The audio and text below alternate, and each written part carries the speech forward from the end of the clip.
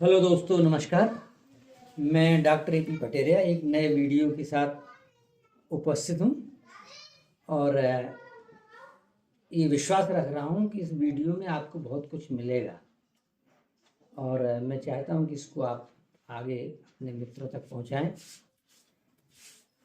हमारा आज का जो टॉपिक है ये है व्रत और उपवास का चिंतन। व्रत और उपवास भारतीय संस्कृति की नहीं अपितु विश्व की अलग अलग संस्कृतियों में भी व्रत और उपवास की चर्चाएं हैं।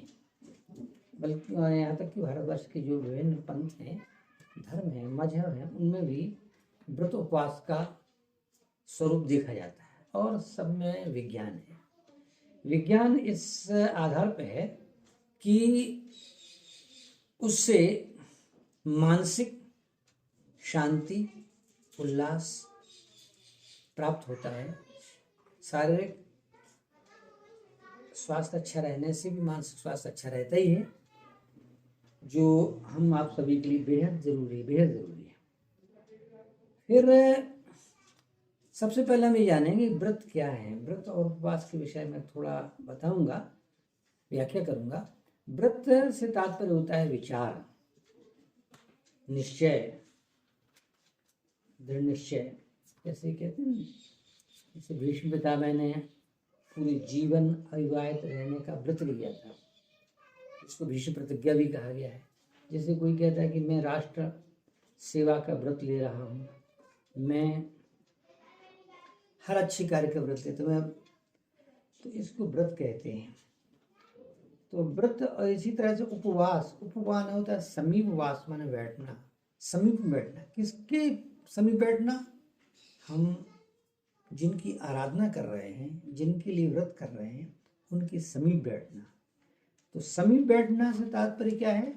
हम जब जिनका उपवास कर रहे हैं, चाहे कृष्ण जी का उपवास कर रहे हैं, रामनवमी भगवान राम का उपवास कर रहे हैं, माताएं बहनें दुर्गा जी का उपवास करती हैं, तो उससे उनके समीप बैठना।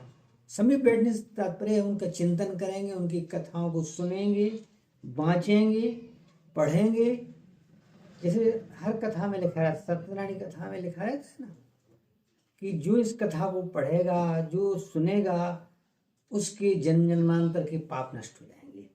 तो ये इसकी बृहद व्याख्या न समझने के कारण, उसका अर्थ स्पष्ट न समझने के कारण कभी कभी हमारे इन ग्रंथों की लोग उपवास भी करते हैं कि लोग सत्यनारायण कथा वाचन से हमारे पाप दूर हो जाएंगे। बेशक सही है। देखिए, जैसे हम रामनवमी का व्रत रख रहे हैं, उपवास कर रहे हैं, तो हम भगवान राम के चरित्र को पढ़ रहे हैं, सुन रहे हैं, कथा के माध्यम से सुन रहे हैं। और जब हम सुन रहे हैं तो श्री राम जी का स्वरूप कैसा था?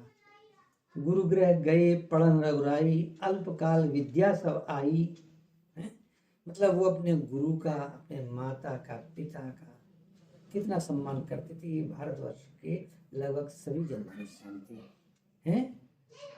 पिता की इच्छा मात्र से, विमाता कैकेयी के कहने मात्र से वो वन चले गए हैं। तो ये व्रत हम जो रह रहे हैं, रामनवमी व्रत, तो हम जब अपने परिवार में बंटवारा होता है तो एक एक इंच जमीन के लिए हम इतने व्रत करने पर भी एक एक जमीन के, एक एक हाथ जमीन के लिए अब सगे भाइयों से अपशब्द बोलते हैं, झगड़े करते हैं, कोर्ट कचहरी भी जाते हैं, चौगुना पैसा खर्च कर सकते हैं, लेकिन सगे भाई से बंटवारा में समझौता नहीं कर सकते हैं। जबकि वह जमीन तो पैतृक संपत्ति है, पिता की संपत्ति है। मुझे मिले या मेरे भाई को मिले, हैं तो पिता के दोनों लड़के, मुझको मिले या उनको मिले, तो पिता की संपत्ति और पिता की लड़कों को मिलना, ये क्या फर्क पड़ता है?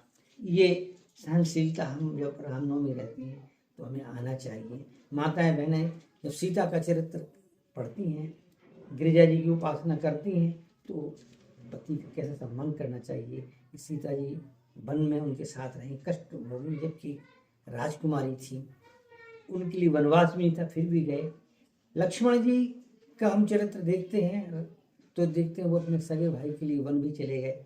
भरत जी का चरित्र देखते हैं तो वो 14 वर्ष तक, जब तक भगवान राम रहे तब तक सारे सुखों को त्याग करके अयोध्या के पास नंदीग्राम में गए।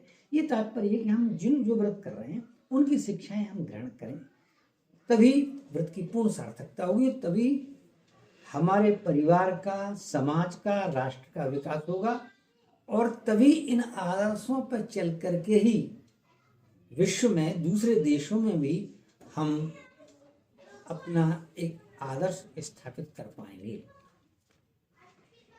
तो इसी तरह से जितने भी व्रत हैं, एक का मैंने उदाहरण दिया, जितने भी व्रत हैं सब शिक्षा लेने के लिए ही हैं। अब प्रश्न उठता है कि हम व्रत में क्या खाएं। जैसे सभी आम आदमी भी जानता है, शिक्षित अशिक्षित सभी जानते हैं, पढ़े लिखे भी नहीं वे भी जानते हैं कि फलाहार करना चाहिए, एक समय भोजन करते हैं, कुछ लोग दोनों समय फलाहार में रहते हैं, कुछ लोग एक समय फलाहार करते हैं, एक समय जो है भोजन ग्रहण करते हैं। फलाहार का हमने रूप थोड़ा सा बदल लिया है।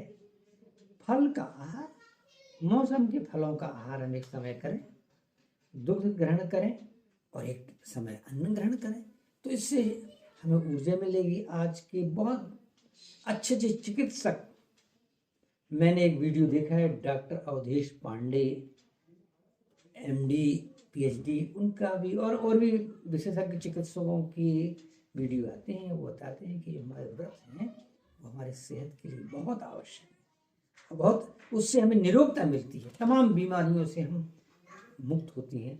तो हम क्या करें, फलाहार करें हैं और एक समय भोजन करें।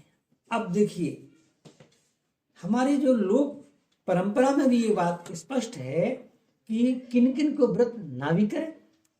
देखिए बहुत साफ साफ लोग कहावत में है, हल हाँकें पशु चराएं, ब्यारी ना करें तो मर ना जाए। मतलब जो श्रमजीवी हैं और बुद्धिजीवी हैं। श्रमजीवी वो हैं जो श्रम करते हैं, श्रम से अपना अर्थोपार्जन करते हैं, उनके लिए भोजन बहुत आवश्यक है। अच्छी मात्रा में भोजन करें, हेल्दी भोजन करें और भूख के अनुसार भोजन करें, देखा देखी न करें। कभी कभी क्या होता है, जो बुद्धिजीवी लोग होते हैं वो या चिकित्सीय परामर्श से, जैसे कोई शक्कर नहीं खाती, वैसे शक्कर कम खाना चाहिए हैं। दूसरे लोग देख के ना करें, वो तो एक ही रोटी खाते, बहुत पढ़े लिखे आदमी हैं, अमीर आदमी हैं, हम गांव के लोग 10-10 रोटी खाते हैं। तो सबकी जीवन शैली, सबकी प्रकृति सबकी अलग अलग होती है। जो श्रमजीवी हैं वो भरपेट भोजन करें, तभी तो क्षेत्र में, खेत में, श्रम में अपना वर्चस्व दिखा पाएंगे, फल प्राप्त कर पाएंगे। तो उनके लिए आवश्यक है। इसी तरह व्रत के लिए हमारे ज्योतिष शास्त्र भी कहता है कि वृद्ध रोगी व्रत ना करें। अद्भुत बात, मैं एक और बात बता रहा हूं जो बताना बहुत आवश्यक है, जो सभी नहीं शायद न जानते होंगे। धर्मशास्त्र के इतिहास PV काणे, महामहोपाध्याय PV काणे ने लिखा है। उन्होंने लिखा है खंड 1 में कि कुलवधुओं को व्रत वगैरह कम करना चाहिए। व्रत और तीर्थ यात्रा, यज्ञ, तपस्या, जप, तप, अनुष्ठान ये नहीं करना चाहिए, निषिद्ध है, वर्जित है। इस बात को भी सभी नहीं जानते हैं। और तुलसीदास जी ने ही बल्कि एक चौपाई लिखी है नारियों के लिए, धर्म एक व्रत साधन नेमा, काय वचन मन पतिपद प्रेम। स्त्री के लिए अपने पति के सम्मान से बड़ा कोई व्रत नहीं है।